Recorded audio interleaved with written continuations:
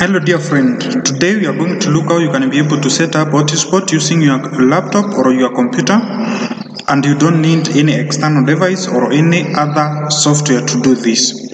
So if this is your first time here, please consider subscribing, like and share this video. So for you to be able to create an hotspot, first of all you need to be connected to the internet, either using the Ethernet cable or a USB cable which has the ability to transfer data. The second thing is that it should be showing here that you are connected to the internet. Then after that you should open this and be able to see this option whereby the internet is connected at the top here.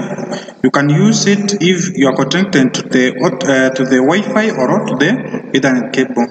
The next thing is that you need to click here where it is written mobile hotspot. If you click that, it will turn on and you'll be able to connect another device using your laptop or the computer that you are using. So that one you have already created an hotspot. But now you need to know the password of your hotspot so that you can be able to use it.